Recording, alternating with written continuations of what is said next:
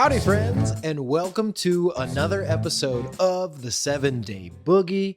If it's your first time here, welcome. Thanks for stopping by. If you're an old-time 7-Day Boogie listener, welcome back. Either way, love having you.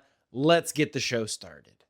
I am back on Instagram, so if you want to follow me, just look up 7-Day Boogie. And you'll get all the updates, so you'll never miss an episode or a video, or even some of the weird stuff that I'm sure I'll post on the Instagram side of the world. But check that out and spread the word of the 7-Day Boogie. Share it, send it out. Thank you. Coming back to Instagram kind of reminded me as why I don't want to be on Instagram all the time. I understand the requirement in today's day and age to have anyone pay attention to anything that you're doing. You kind of have to have one. But the fear that I had and what I noticed immediately upon reintroducing myself into having Instagram is that it will suck away all of your time. It wants to do that. It will remove any semblance of ambition that you have. It is designed to just take your eyeballs and plant them onto your screen firmly. And it is very good at doing that. I caught myself multiple times this week having just opened my phone on my, standing up from the couch and going to do something, unload the dishwasher, make dinner, go upstairs and do laundry. Any of those things, for some reason now just have several minutes of me in Schmeagol stance. But I'm not eating a fish. I'm looking at people cooking fish on Instagram or something or someone falling down most of the time. So you got to be careful with that. It is something that I'm going to treat like the evil Bart from that Simpsons episode where I just need to feed it fish heads and then run away. I need to feed the Instagram algorithm the hot content that I'm going to be pumping out. But I can't let having an Instagram prevent me from creating things to put on Instagram. So anyway, check out the Instagram, like it, share it. Let's grow the land of Boog as far as the eye can see.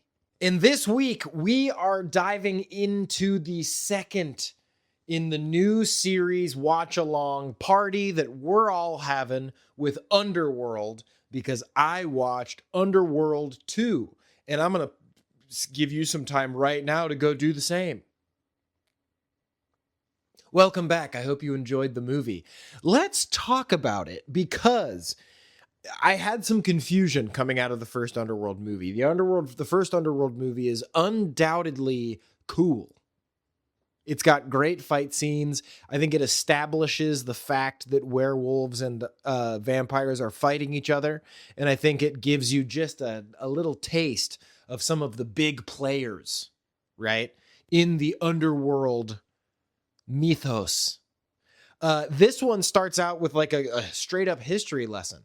We're back in a Lord of the Rings style scene where we see kind of the origin of the vampire and Lycan war, all stemming from the same bloodline, the Corvinus bloodline.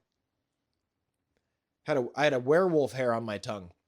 We see where it all stems from, the Corvinus bloodline, two brothers, Marcus and William. William becoming the first Lycan and Marcus becoming the first vampire.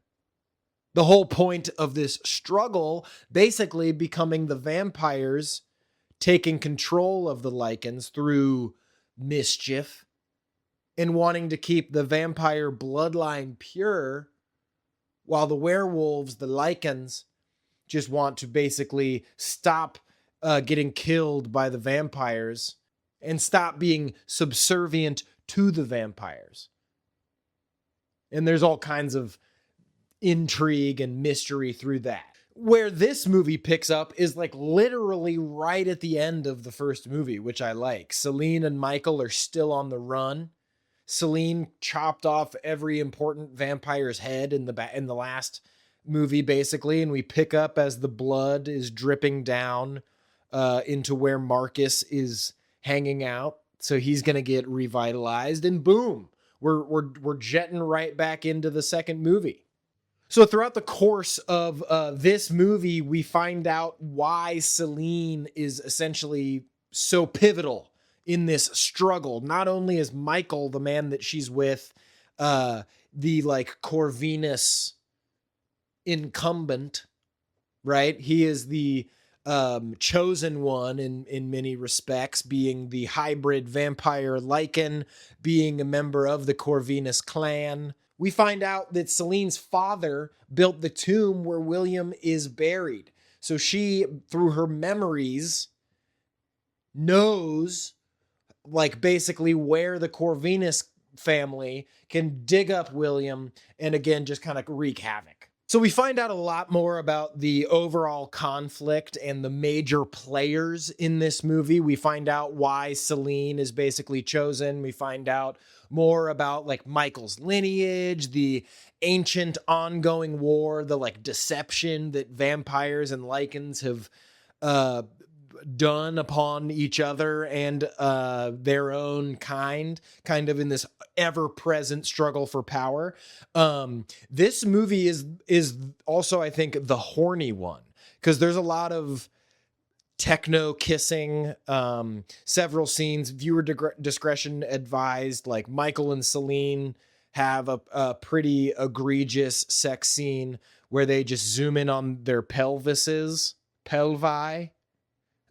several times in the scene. There's like an exiled vampire that they go to that they find out has been doing work for the Lycans. He's got kind of like a goth sex castle that we visit at some point. So this is a pretty horny movie. I will say overall. This is also a gory movie. The action scenes in this movie are super intense. Like Michael is ripping and tearing. He rips Lycans' heads off. He's ripping vampire throats out. He is like really getting after it. And so are the other Lycans and vamp. Like every fight scene, things are getting ripped off and slashed. I'm really hyped on the Underworld movies so far. They are good. They're cheesy and corny, but I think that they play into that in a way that is so far very enjoyable. I feel like I'm in on the joke so far. I don't feel like they're pointing back at me and being like, you're still watching this movie? Comparing them to our previous series, Tremors, which gets pretty tongue-in-cheek and like a caricature of itself, we're really just still exploring the extravagant, wild world of Underworld. Great fight scenes, great practical effect. The character design and like the set pieces in this movie are a level up. I think that this movie is better than the first Underworld.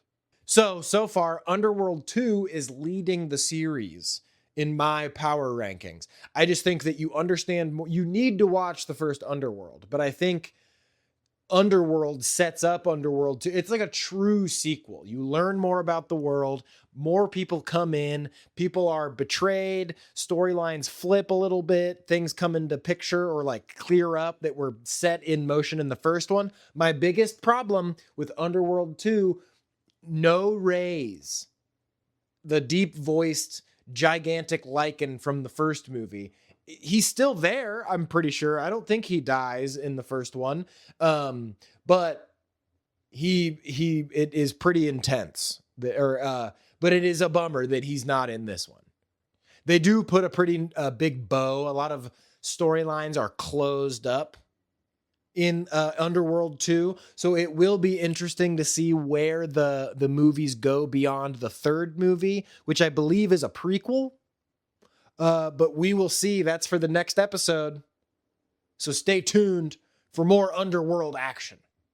We are going to call the episode after the movie talk this week because I've got some individual videos that are in the works.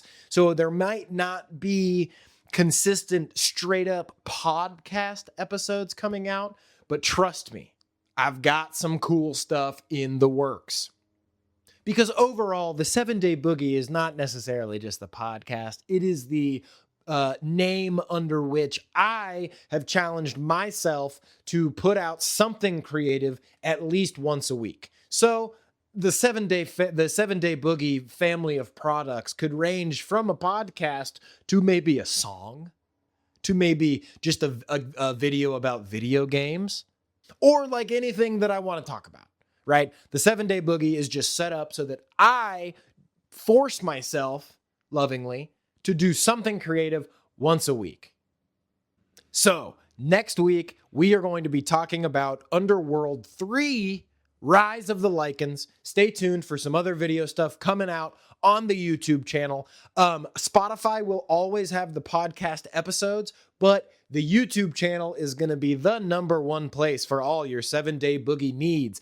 Follow me on Instagram at 7-day Boogie. Like, share, subscribe. Find us on Spotify and YouTube. Like I said, YouTube is going to be the home base for the world of Boog. So check us out there. Thank you again so much for listening. I love ya. Mwah.